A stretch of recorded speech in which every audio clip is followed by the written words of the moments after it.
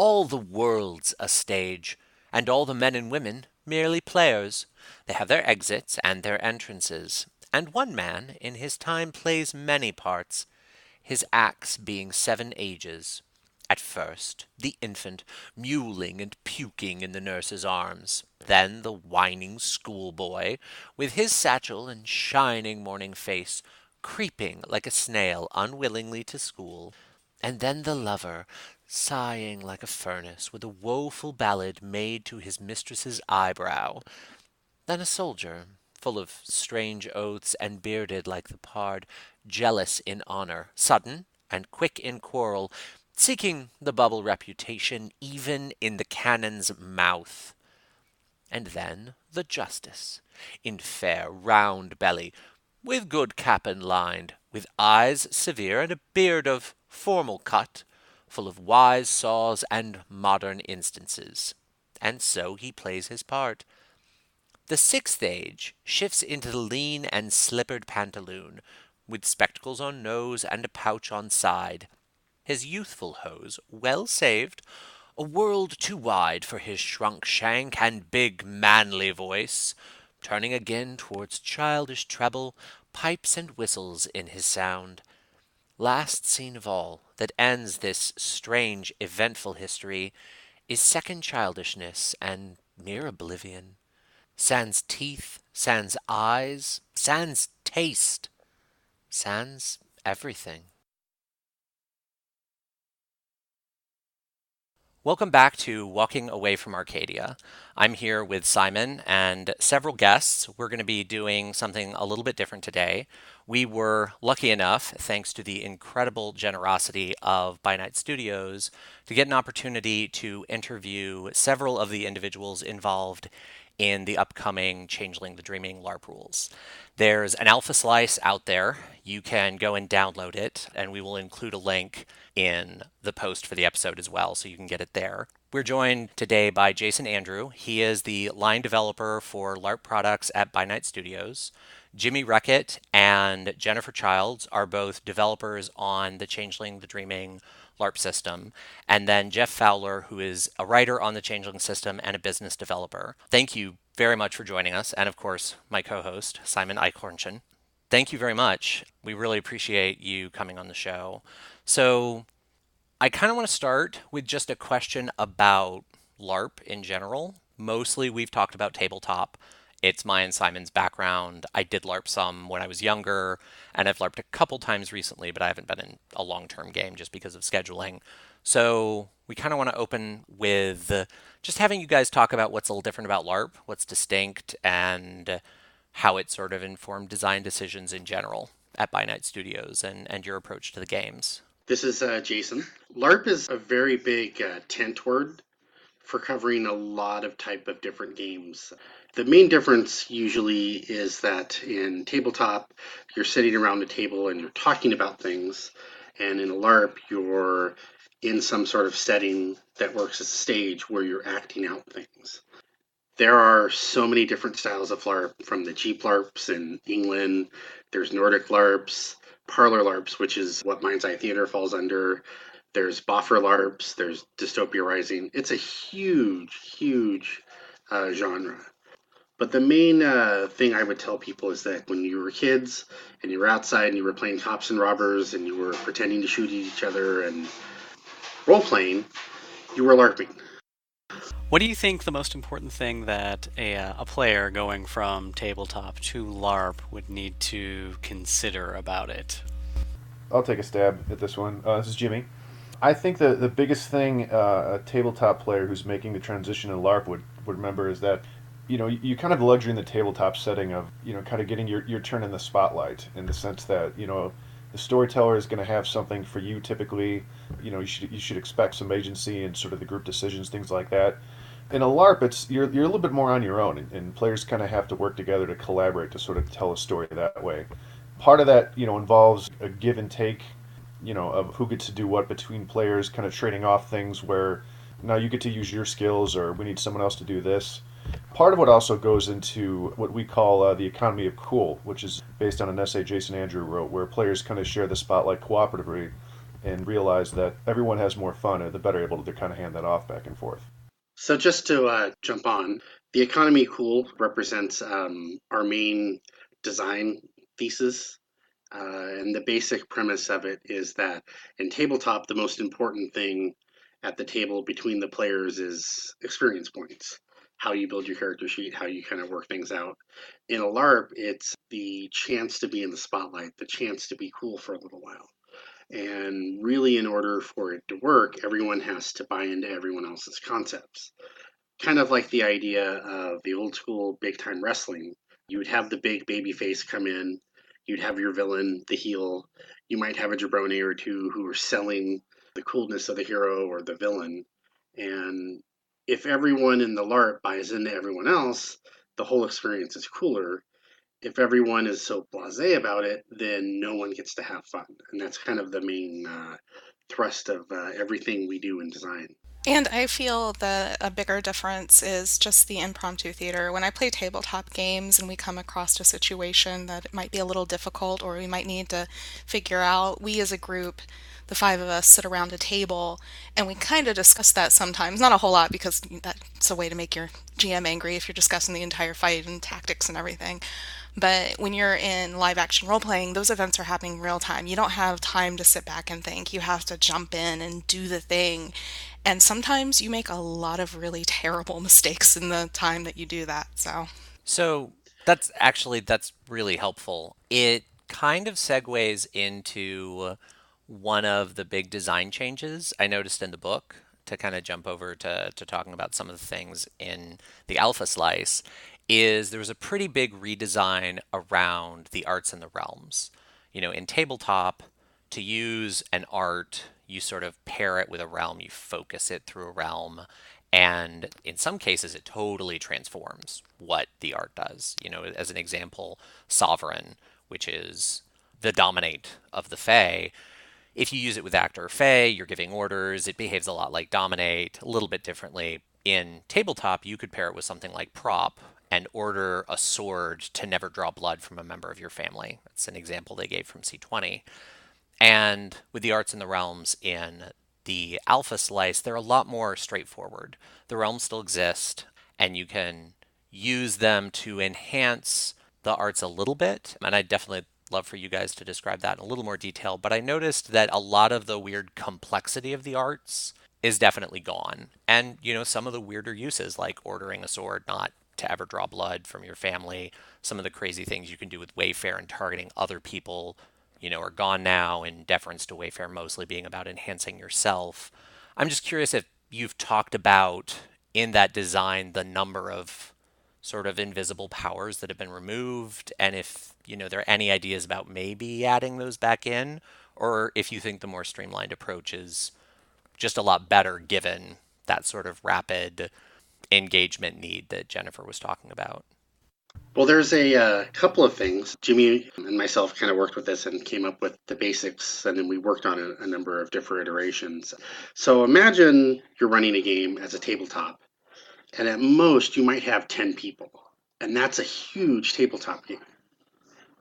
And in that, you can go to each player and you can give each player a large amount of attention. You can do negotiations. If I'm the storyteller, I can, and you want to use a power in kind of a weird way that's nebulous, but maybe is good for story, you and I can negotiate that in a tabletop setting. Now imagine you're the storyteller and you have 30 people, or 40, or sometimes 100. We sometimes run games like one-shot games in a set chronicle setting for our events that get up to 300 people. When you have that many people in a game and you're expecting them to work a lot of the things out player on player, you need to have streamlined rules where there can't be ambiguity at all and that everyone knows what's expected. Because the worst thing for a LARP is for people to stop mid scene and then say, no, it doesn't work that way. Or to have, some sort of argument over what should happen. It kills the scene. So what we try to do is we try to come up with streamlined rules that are easy to understand that you don't have to negotiate in order to make happen. Now, in order for that to happen, we had to cut down the coolness of what worked in tabletop and adjust it to LARP. And Jimmy, do you want to talk about each of the realms a little bit? Yeah, I can go into it. To add just a little bit too, we took a bit more of a LARP perspective in looking at the player experience as we did the Realms redesign. You know, a player just walking in who's more familiar with vampire or werewolf, you know, comes across someone, they're like, well, I want to use my power in that guy. And it's the nature of changelings such that, well, you want to target him, but, you know, you don't like him and your realms aren't high enough. And it's like, well, why not? I get the power, I just want to use it. Well, you have to buy your realms. Design-wise, we wanted to make that a lot simpler. We wanted to kind of lower the, you know, I guess the XP tax that a new player might need to pay before they could, you know, do some of the more interesting things in the game. So now realms are all upside. You can buy an art and you can use it the same way one would a vampire power, targeting other players and, you know, using whatever common uses are for it. But if you have a realm, you add on to it and it does something even better. So in going over them, all the powers on their own will target one person. If you buy Scene, you can target extra people with them. Using something like Actor will allow you to, you know, add one to the beyond the attacker limit. Things like that. If you use it on prop, you can create a cool prop that does your thing, and you get some bonuses for using a prop with it. But to address the example, you can still do the I use Sovereign on a sword and have it never cut somebody. I was actually very fond of those sorts of uses in Changeling. I made sure to leave that sort of thing in. I had a player use Wayfarer to, I think he was a very nefarious sword. He wanted to steal something from the She, so he used Wayfarer to flicker, I think, a piece of jewelry, something away in a playtest. So all of that's in there. Now, keep in mind, I mean, our Alpha Slice offering it's a proof of concept of the realms. We haven't done anything like this before, where we have, you know, these sort of things that enhance, that have to work with all the powers, you know, that have to make all of them better across a fixed way. So we're still hammering some things out, but yeah, I definitely intend to have those sorts of uses still available as part of the system. You know, adding on to that, realms are pretty much the de facto coolness of Changeling in our system. Vampires and werewolves get a lot of different advantages. Changelings don't get some of those advantages, and in a really big way, realms allow Changeling to break rules that we've set. And so, one of our business goals and designs is that all of the games have to work together, and all of the games have to work together seamlessly. So, pretty much, vampires have incredible resistance. Werewolves get a lot of physical powers for free. This is Changeling's big weapon, big bonus in crossovers and the like. That is really cool. That makes a lot of sense to me. And I sort of figured from the little bit of LARP experience I have what some of those design intentions were. I read a lot of the arts. I am glad to hear that those uses for Sovereign are still there. I haven't totally absorbed everything yet, but I am very glad to hear that. That's a lot of what I love about the arts, and I know that it's a bit of a balancing act with the LARP dynamic and the level of dynamism that you can manage. So I am glad to hear some of that. To move over to something a little bit more thematic, I wanted to talk about the courts a little bit. In tabletop, the courts are, to be fair, a little complicated and contradictory sometimes. But at their core, they're more of a cosmological thing than anything else. They're a core aspect of, you know, fey nature. You have these things you oscillate between and you shift. It's not so much a membership kind of thing. And I noticed in the write-up, the courts seem to be much more discrete political entities. And instead of the legacies, you have the sort of regular archetypes that you have from your vampire and your werewolf product. I was curious if you had any conversations about, you know, the role that the sort of cosmological version of the courts and legacies played in communicating that you're playing something alien and they don't really have the same natures and they can change on a whim in that unpredictable way that the Fae are. And if you had any thoughts on how you want to capture that in a game using the more typical archetypes that the other supernaturals have. So, one of the things when you have a LARP is you have to have a sort of political system where people are fighting, is kind of the word. You're fighting over a resource, you're competing for something. You have to give a base system to a LARP game that has something that people want and a method for them to get it. So, when we looked at Changeling and the way they change between courts, one of the things we were very specific not to do is not to make Seelie good, not to make Unseelie bad. It's a terrible design philosophy, but to organize them around concepts like the Seelie are order, the Unseelie are chaos, and to give the nature that they still do bad things. They can still flip on a whim. You can still have the lawful paladin that slaughters the baby goblins and make very questionable moral choices. They don't necessarily switch between courts politically, but they can switch between their natures, if that makes sense. They can go from the very good, I'm going to protect people, to I'm going to do this because that's what the rules say. So we made that decision so we could have separate courts and so we could make the shadow court relevant in the time when the shadow court is a very poignant thing for all of us.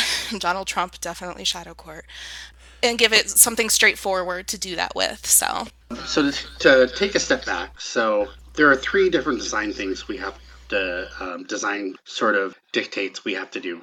We want to ensure that all of our vampire and werewolf players come play Changeling.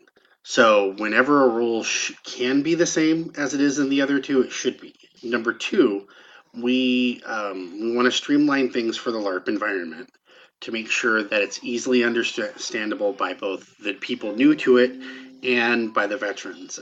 75% of the people that are going to play this game have never played Dreaming, have never heard of Dreaming. This will be an entirely new experience for them. And so some of the distinctions need to be streamlined. And then the third one, we wanted to separate things out because of the Endless Winter storyline. These are in theory, the last gray days of winter. There may not be another spring, and so it's causing a bit of extremism. We have the Seelie and Unseelie Court, which has always been available as a PC faction and has always been kind of playable. We added in the Shadow Court because we wanted to put up a mirror to today, just like all the best White Wolf products do. So Seelie is about, order, love, duty. The Unseelie are about passion, chaos, feeling, and you have the Shadow Court. What do you do when you're worried about your existence? Do you give up your freedom for security? Do you give up the little glamour you have so that you can live a little longer? What do you do to survive in this world? And that's, I think, more than anything else, an important thing to explore. And having the three factions have to deal with each other and live with each other in this endless gray time of banality seemed like that would make for a very good story. And that's what we really wanted to tell. I was curious, what kinds of influences pushed the meta plot in the direction you guys decided you want to take it? I feel like we kind of have half of that answer already. Well, this is probably something all of us can answer, but for me, looking at the real world, when we were starting to design this, I had a lot of thoughts about how the world was right now. When we were working on Werewolf, we looked at how the world was angry. And when we looked at Changeling, started looking at how people are really depressed. They're really feeling the effects of banality on them. And I kind of felt hope for the young kids, the millennials, trying to do things to bring any sort of spark of glamour into their lives. And that was an important part that we wanted to kind of acknowledge and bring back in and make it relevant to new players. This is Jeff, but it's really interesting when you look at all of the different lines. You can see each of them has this kind of core theme to them. You have the constancy of a vampire, the rage of werewolf, and now and their core power, right? And those reflections mean a lot when it comes to looking about how we decide where we're going to go with it, like Jason was saying. And when you look at Changeling, one of the things that I thought was most interesting about it when we first started doing it is that you have that moment of some people who have given up and some people who have refused to give up. And how do those people interact inside a system that literally stratifies them? You have nobles and you have commoners, you have the different courts. There are probably some of the most myriad different ways that changelings can divide themselves. But underneath it all, it does keep coming down to, do you still have hope or have you given up? And more than just for yourself, you look across the table or across the street or across the room to your friend and say, does he still have hope? Has she given up? Can I help them or are they gone? And those kinds of questions are something that whenever I was writing anything about it, was looking at that, not only how is today impacting me if I were this, but how does it impact the people that are around me, the people that I care about, the people that I interact with every day? So I really like that. And it got me thinking about something else I noticed in the game that isn't so much what you've released so far. It's sort of a something that I looked at in what you've released and I thought, wow, this is going to really change some other things that you maybe haven't gotten to. And I'm curious about your thoughts about that. I noticed with a lot of the kith, you now have regional variations. And when you were talking about that sort of place where you look at the person across from you and you just think, how can I help? What's the impact getting through surviving? Simon and I have talked a lot about Changeling being about identity before anything else. You have these regional kith now. You mentioned the trolls like influencing Bushido, which I thought was really interesting, and you invoke the Peri for the she, which invokes the Middle East. It got me thinking about some of the regional kith, the kith that previously had been about a place, like the Ishu representing the Middle East and Africa and India. The Peri obviously creates some overlap there that didn't exist before, or the Nunahi being really intensely regional, or the Menehune. With the design shift to make the kith broader baskets, have you thought at all about how you're going to reframe any of those regional groups when you get to them, or how you want to approach that?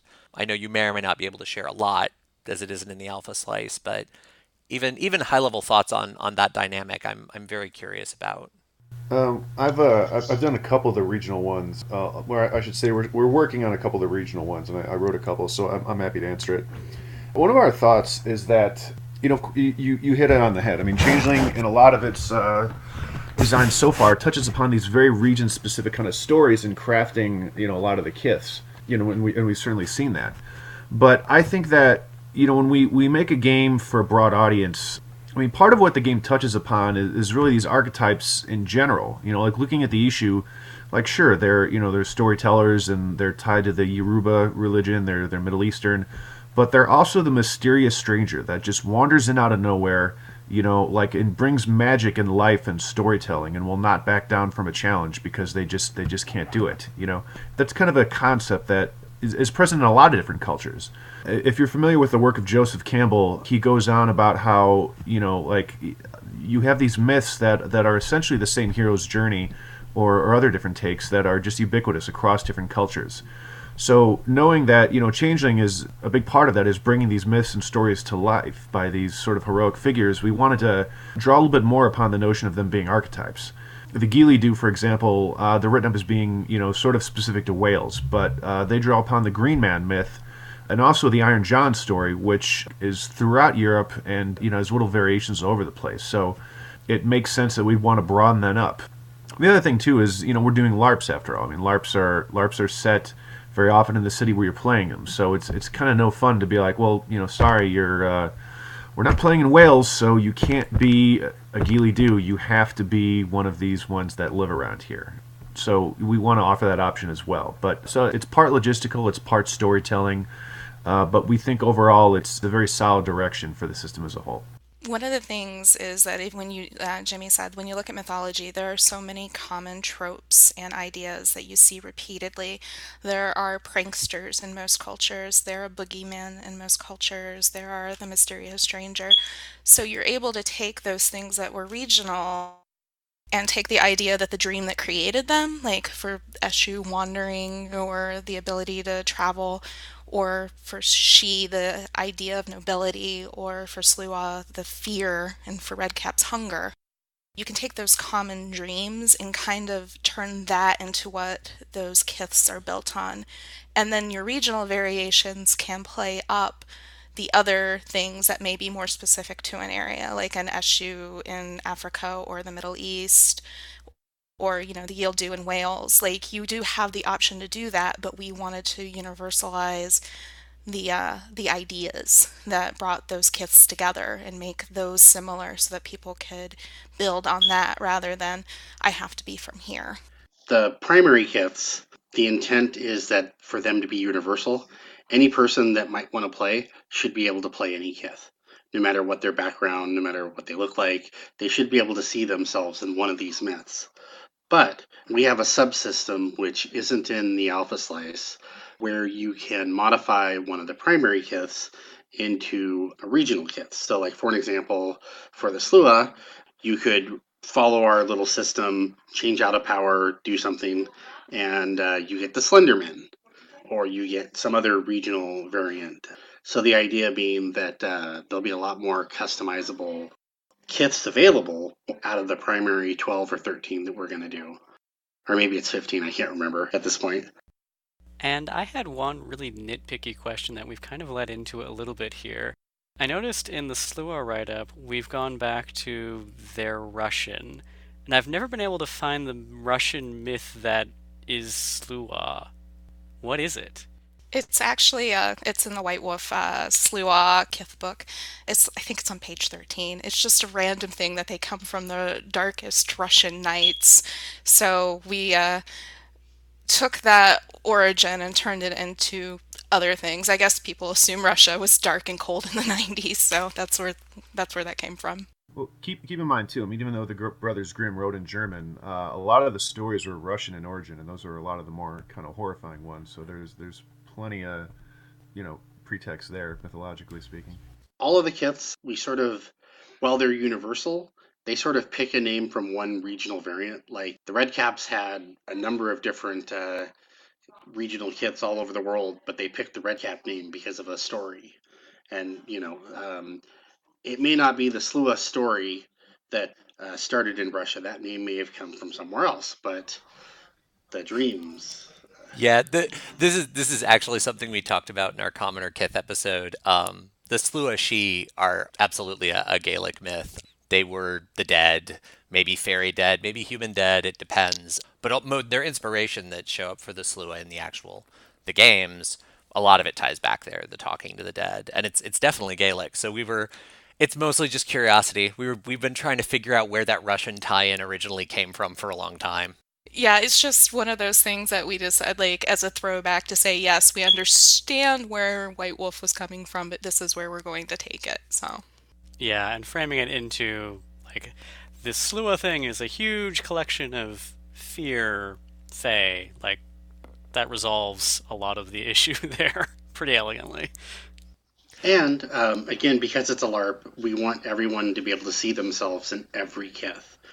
Like I should be able to look at the issue and say, I can play that. I should be able to look at the red caps and say, I can play that. I can see myself in all these stories from all over the world.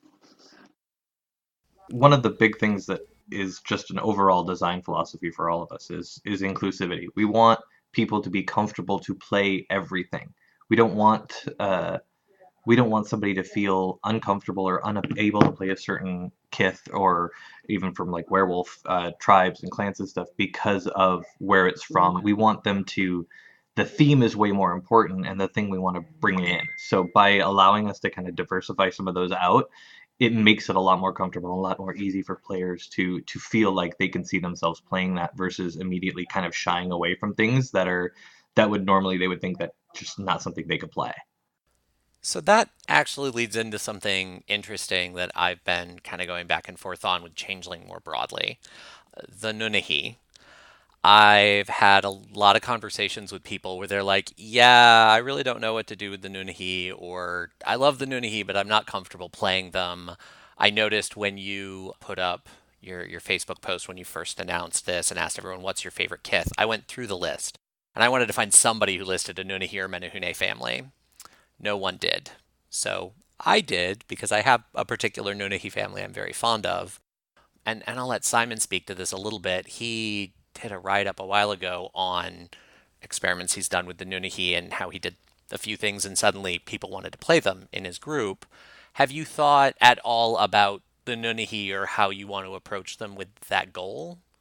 It's funny you mentioned this. Jennifer and I have been discussing them pretty well thoroughly the last week or two.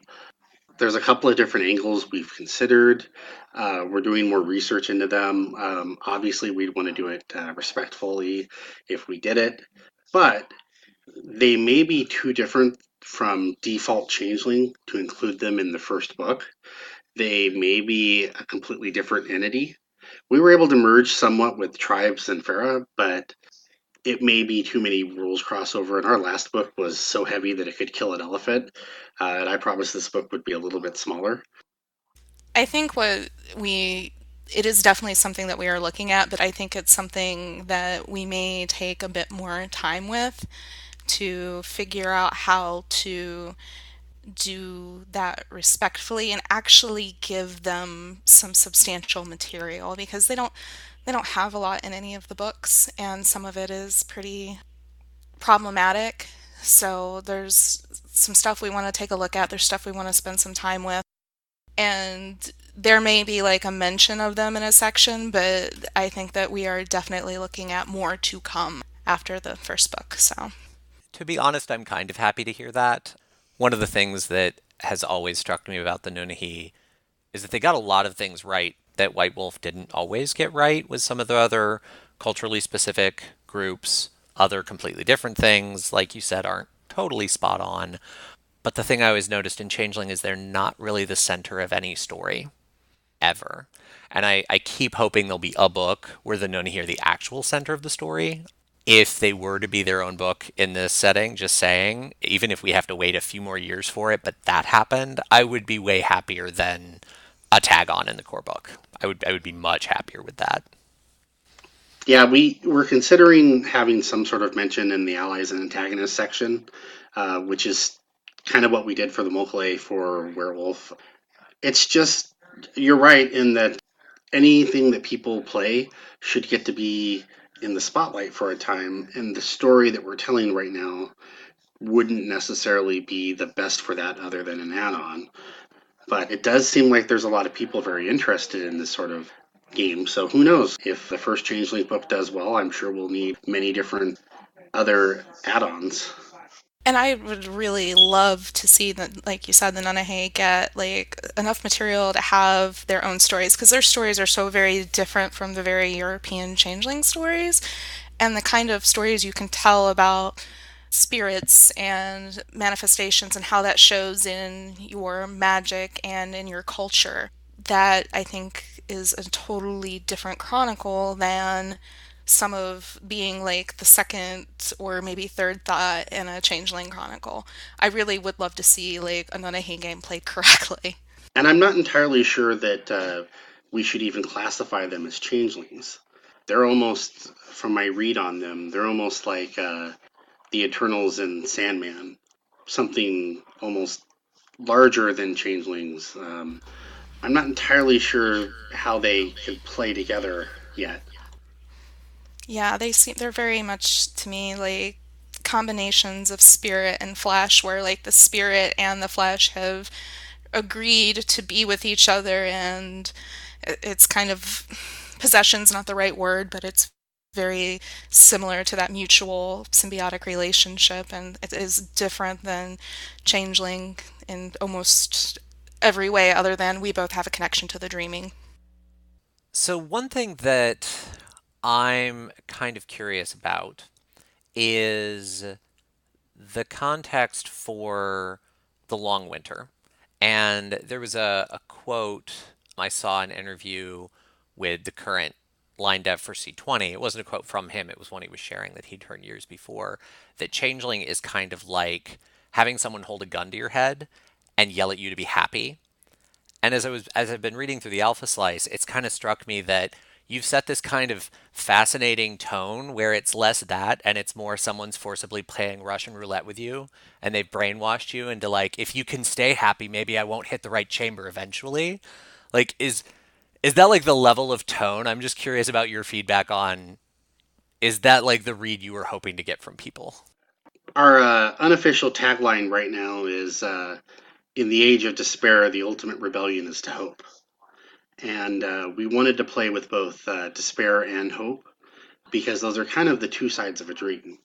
You either dream about the thing you hope for the most or the thing that you despair about the most.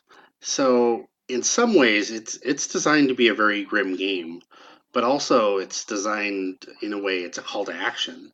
It's a hey, yeah, it's really bad, but we can still fight. And as long as we can still hope and still fight, maybe there's a way that things will get better. So I'm kind of a half glass full kind of guy personally. But yeah, no, it's totally a grim world. We've been working on some of the storylines for the Endless Winter. Maybe Jennifer can give us a couple of tidbits. What we wanted to do was definitely reflect a mirror on our current events so that everybody could connect to at least that feeling of despair, because we want them to be able to at least have that base that the world, it's not the greatest place. So in the past 10 to 15 years since Changeling was written, and it was this story of creativity is a limited resource, and one day you grow old and you forget it all. Like, you get to have the dream for a short period of time. We kind of flipped it on its head, and now it's like you guys were promised a dream by your elders. You were told that if you, and I'll just go for the modern world equivalent, if you go to college and you get good grades, you'll get the good job and you'll get the good house and you'll be able to afford a family and you'll be able to go out on your boat on the weekends and you'll be able to do all of these things if you do what I tell you to. And I feel like in modern society, so many people did what they were told and they found out that they were lied to. That's not how the world works. So that was our basis for Endless Winter. Like, the world really has become a promise that was broken. So we shifted it in there. We decided that the Shadow Court, having gotten their goals, like, came out and said, "Hey, look at us. We're nice. We're benevolent. We've saved all this dross. We've taken care of you. You haven't seen us, so obviously we are your caretakers and we deserve to be the ones to rule." And their initial goal was just to turn the wheel and so that spring would come along. But it's the Shadow Court, and what do you do if you're the person with all the resources and all the power? Are you going to give that up? And the Shadow Court, King Melge, all those people said, no, we're not going to give that up. So now they're basically maintaining endless winter so that they can remain in charge. And then you have the Seelie and the Unseelie courts and the other various groups fighting to reinstill that hope, to give some hope to that the wheel will turn, that they can overcome this, that it will be okay. And then you also have some people in the Shadow Court who are doing the same thing, who never truly lost vision of the true ideal of what the Shadow Court was there for. So you have all these factions working to create a hope and restore the promise that was once broken. So that actually feeds into something I was noticing when reading the Red Caps and the Sluagh. And this might partially be my biased take on the previous tabletop version, but I always read the Red Caps and the Sluagh as being this really interesting intersection of like productive nightmare. When you read the Red Cap Kith book, it's like they're nightmares, they're horrible, they're hungry, but there's rebellion. And rebellion in kind of a really productive stand against oppression way. And with the Sluagh, there's this really like stark structure about we punish bad kids and they're all about politeness and they have all these ideas of structure. There's this weird like darkest end of productive vibe with them. And then with the Thalane are just dark. Just to be totally honest, while I loved a lot of the Red Cap and Sluagh write-ups, I read them and I thought, these kind of read like Thalane. Where's the like little bit of like productive, I see how a Red Cap could be Seelie bit? And so I was curious if that was just part of like Endless Winter Edge, or if you have a plan for like what's the step beyond what's written now where like the Thalane might live. So that's going into some of the areas we can't really talk about. I will say Fair, that fair. um, all of the kiths are much darker.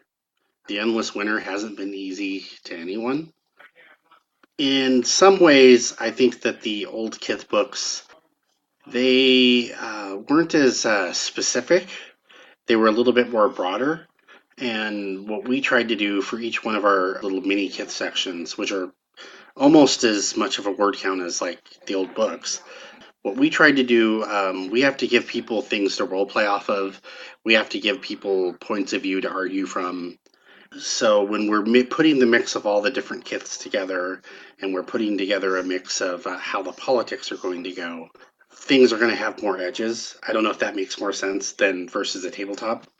No, that definitely makes sense. It just it and I agree like all of the kits had a slightly darker edge. It just I remember reading those two and thinking like this is darker than some of the Thalane stuff I used to read. So like what does that mean? And you know when Jennifer was talking about the role of the Seelie and Unseelie court in bringing back wonder, it made me think about that and like how that those two things play. Yeah, I don't know if that's a complete thought, but Individually, how did you all come to doing LARP or Changeling specifically? I guess I'll start with this one.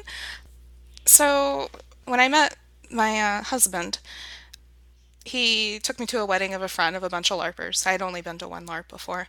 And then that night, he drank far too much and he started telling me about this game. And he said it's this game about dreams and wonder, and it is the most heartbreaking game you will ever play.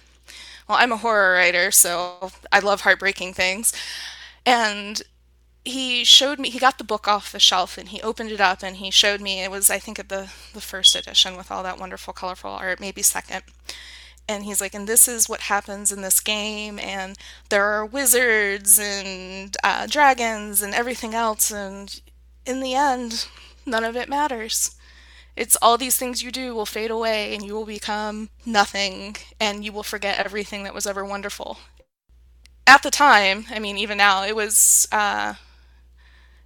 it seemed such a true romantic game. It was like Arthur and Guinevere, the romance that couldn't last. It was any really old fairy tale I had read that had like all this beauty in it, but it ended. And that's how I came into Changeling, and I story told for it for years. I played tabletop games. I LARPed in it. I ran 100, 200 person games.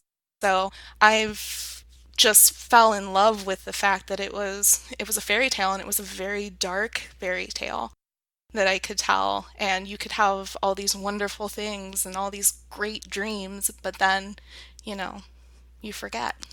So, I actually didn't. I started LARPing with Vampire and then quickly moved to Werewolf. And those were like basic. My LARP was my exposure to White Wolf books and World of Darkness in general. But I came at found out about Changeling through Werewolf. So I didn't know much about it until I had some friends who were playing Fianna, who had some pretty deep ties to Changeling and to those different aspects. And so I knew very little about it, only through those brief kind of interactions and stuff that I'd read in the Werewolf book. When we decided to go ahead and do Changeling, I personally I have a bit of a thing for collecting all the White Wolf books, all the old tabletop stuff, LARP stuff, whatever it means. And so talking to Jen and some of the others and stuff like that, I just started picking up old books and just going through them and reading them and reading them and reading them and just kind of doing the research. I actually probably have the least or had the least exposure to it, but I have, from everything I'd heard, I am really kind of enjoying the fresh look aspect to it. Like I don't know much about it, so I'm actually kind of learning and doing this reading and digging into it and getting to play with it from a kind of almost like a childlike wonder kind of a aspect to it. I have the just learning about things and seeing how they interact with each other and digging into the more like how they were all the different lore in the past and how we're moving forward with it. So it was a much different journey than that, but it's been a very interesting one. Gosh, how I got into LARP in general. I know when I was 19, I had a friend who went to one, and he came back, and it was funny. He was trying to explain how, he went to a vampire LARP. He was trying to explain how it worked.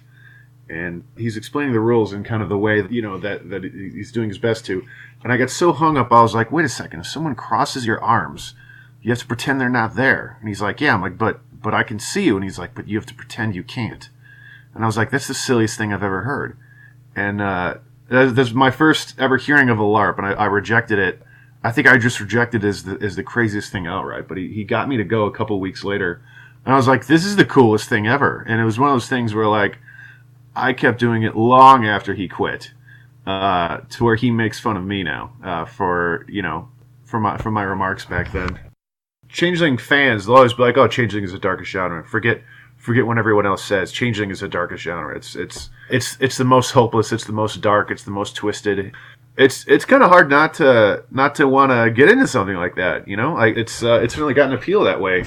I like it because it translates so well into myth. I love mythology growing up.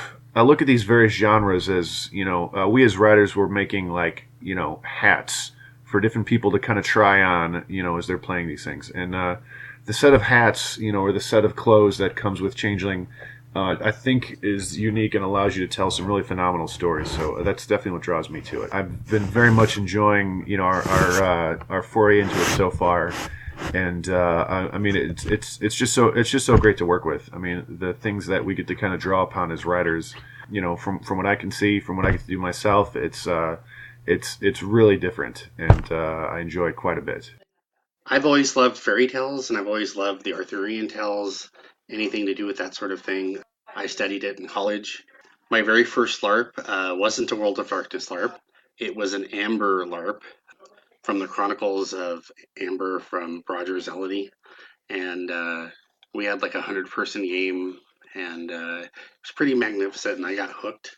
And then I later found out there was some vampire LARP, but I was like, okay, I'll join that. And as each new genre in the World of Darkness came out, I bought the books and played. And so by the time Changeling came out, I had already gotten through the other ones. And so I loved it as much as I loved all the other ones. I had to beg, get on my knees, promise to wash Jason Carl's car, any number of different things to do Changeling next. It's out of order from the traditional publishing schedule, being our third big release. But I firmly believe it's the game that's best suited for LARP. You have the different courts, you have courtly love, you have all these different role playing and rituals that are very important in LARP. So, what I'm hoping is that this will be a big crossover game, and we'll see a lot of new people to the World of Darkness and to LARPing give it a try. That actually, brings in a question Simon and I were curious about, and you kind of answered it there about why Changeling next, because it is out of order. I know, you just said that you pushed for it. Were there other broad reasons, views from the fan base? What was the overall thinking with that? Setting wise, it's the genre, the game that's next that's most suited for a LARP. You get together in a freehold, you get together to interact with each other. Wraith and Mage are much more solo or solitary genres. And when we get to those, we'll have to do a lot more thinking on that level to switch them over. But for just for the sheer possibilities of the dreams all getting together, the easy interactions, we thought that was a good thing. And then market wise, there's a whole new generation that have had 10 years telling them that fairies are awesome, angels are awesome, everything in that particular sort of genre is awesome, and they're just now hitting 18 to 22. And if we want to see the market and the thing that we love grow, we have to get those new kids. And so it just seemed like a no-brainer to me.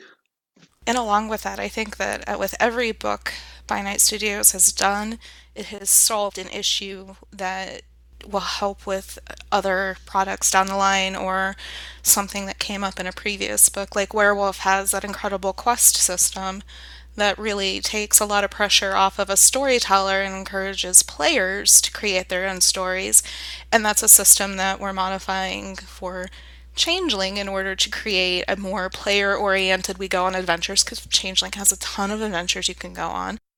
And I think some of the stuff we're going to do with Changeling may help us with some of the elements of the more solitary mage or wraith, and come up with ways that we can make those very LARP friendly systems and solve some of the issues with the games. I was going to say, don't let Jason go coy on you, because if nothing else, he thinks way the hell ahead. And that, like Jen's saying, looking ahead to what might be possible problems or obstacles to overcome for future possibilities is something that is really big. And so each book lets us progress, and don't let him get away from you. He's totally thinking about going out in the future. I'm really happy to hear all of that. Again, it's pretty easy to kind of see. I've been telling my friends for a while who were surprised that Changeling was next. I'm like, no, this is the social game. But I was curious about your perspective on it and some of those things I wouldn't have thought of. So that is interesting. Feel free to, I can't talk about that yet with this one. You did mention crossover, and obviously they're big org games. In tabletop, Changelings have the mists, and the mists are like, you know, delirium times 10,000 in that they affect supernaturals and they're kind of absolute. They historically kind of gotten in the way of crossover. I know this Alpha Slice doesn't dive into that too much, but in broad strokes, could you talk a little bit about how you're thinking about the mists and how that would impact crossover? I would say everything's harder in winter. That's fair. I will take that and accept the subtext of not yet. That's totally fine. I kind of have one final question, and then if Simon wants to dive in, he can. This is kind of another round table. For all of you, what's your just like one rock solid favorite thing that if you looked at someone who'd never played Changeling or had never done LARP and only done like tabletop Changeling, you're like, no, come play this game for this one thing. I put it in here and I just love the hell out of it. What's that thing for each of you? Oh wow. Okay, just one thing. Yeah, That's you're number one. Oh, okay, cool, gotcha. That's tough. It's tough to settle on like a favorite single thing. Like probably my favorite individual thing in there is this one Slaw merit where like death is a thing for you, and it's like sent you this like a special power is like this kind of twisted love letter thing. I have to say that's my favorite. But why someone should play Changeling as a whole is Changeling is different than the other genres in that Vampire's a masquerade, and you're a monster, and you're gonna, and you have to contend with that. And werewolf, like, you're on the side of good, but like you also have the curse, and rage is a thing, and you have to hold yourself back because mating with Guru is bad, and that kind of thing. But like in Changeling, you're just fine, and the world is the problem. Like I think that's a good space for some people to kind of like be in.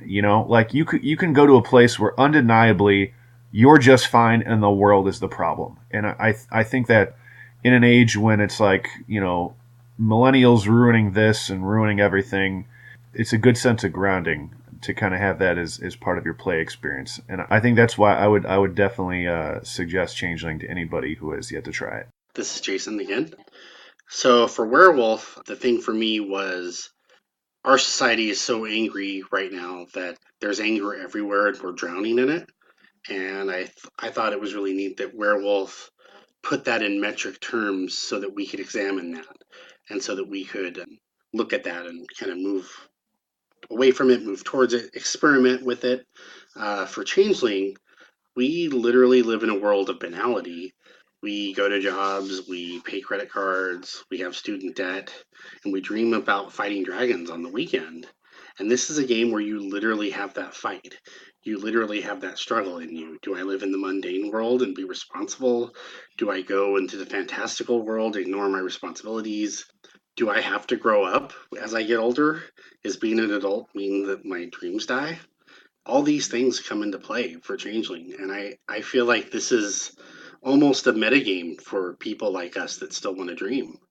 I'd say I'll give a much more simple answer. My favorite thing, the reasons to come play Changeling, Fomorians.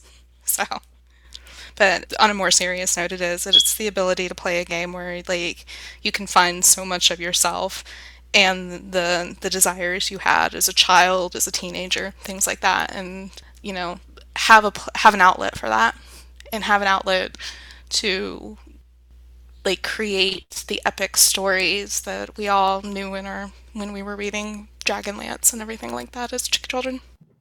I think for me, like again, the kind of the silly answer is knockers.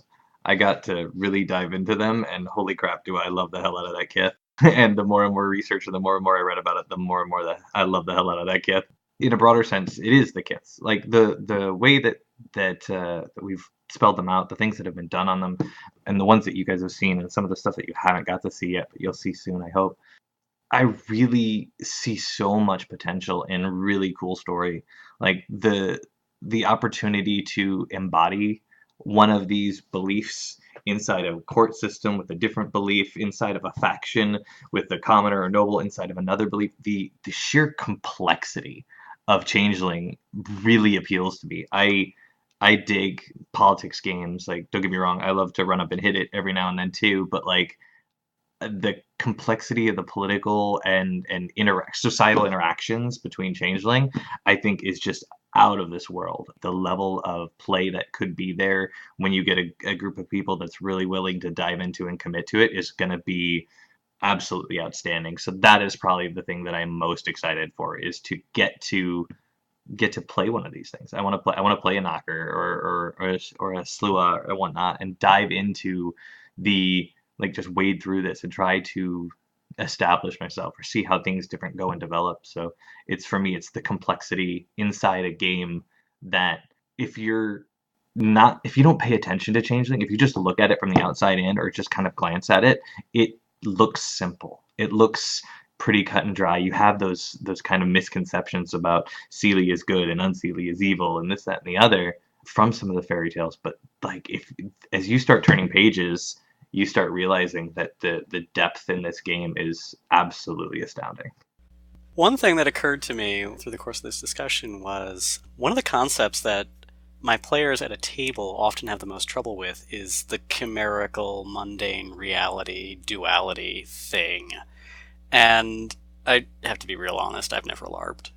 But I can see it going both ways with a LARP, where not having to describe yourself repeatedly in different ways might be helpful, because you have a costume, you're dressed this way, and other people are, pretending at you and already filling in some of the gaps for you. On the other hand, it's still an extra layer, and I was just kind of curious, like, what kind of a place that has in people's minds when they're playing. I will just say that I think that LARP in general requires a great deal of imagination. Changeling amplifies that. But one thing that I've noticed from people who are passionate about Changeling, or even people who have just gotten into it, is that this game sparks imagination. So some of the pretending that LARP requires seems to come a little bit easier in a lot of cases because the pump's primed. Like, you're ready to, when you dive into Changeling, you're ready to fight dragons. You're ready to believe in fairy tales. And so those aspects in the LARP are actually probably easier. Like, you'll see costumed aspects to help kind of lend up the idea there, but from everything that I've noticed, it's the level of imagination that people come with prepared does fill in a lot of those gaps. You mentioned the costuming. I think because Changeling players are so passionate about the world that they're playing in, I've seen people dressed up as 8-foot trees. I've seen satyrs with fully reticulated legs. I've seen giant spiders.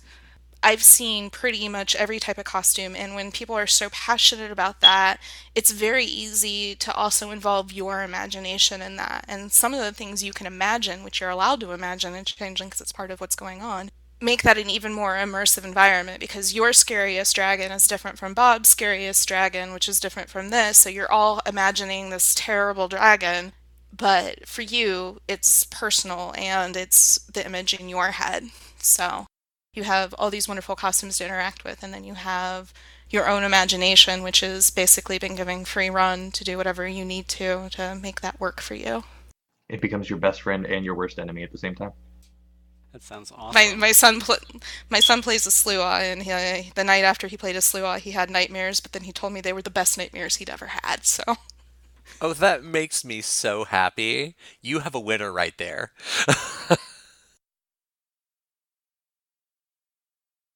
In here is a tragedy.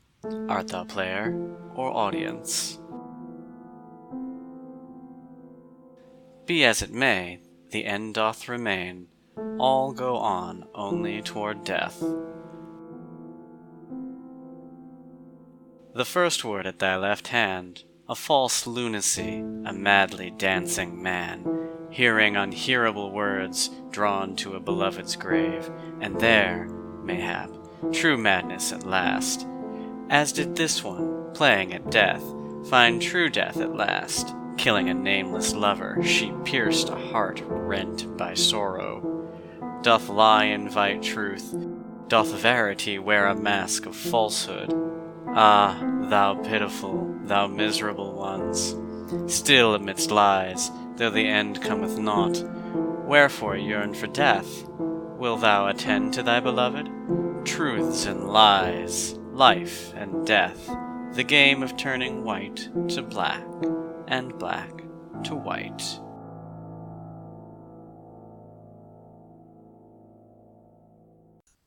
Well, a big thank you to the Changeling LARP development team, Jimmy Rickett, Jennifer Childs, Jason Andrew, and Jeff Fowler. Thank you so much for doing this with us. And this has been Walking Away from Arcadia. And thank you all for listening. And we will talk at you again the next time.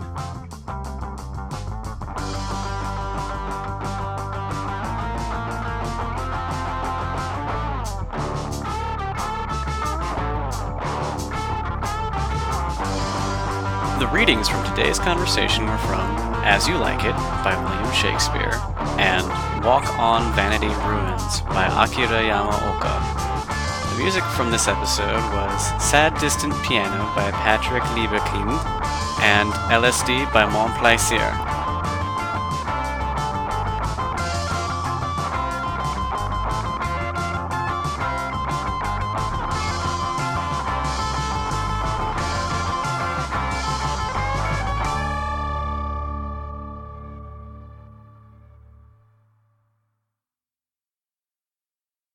Today's poorly explained echo. Cosplay envy.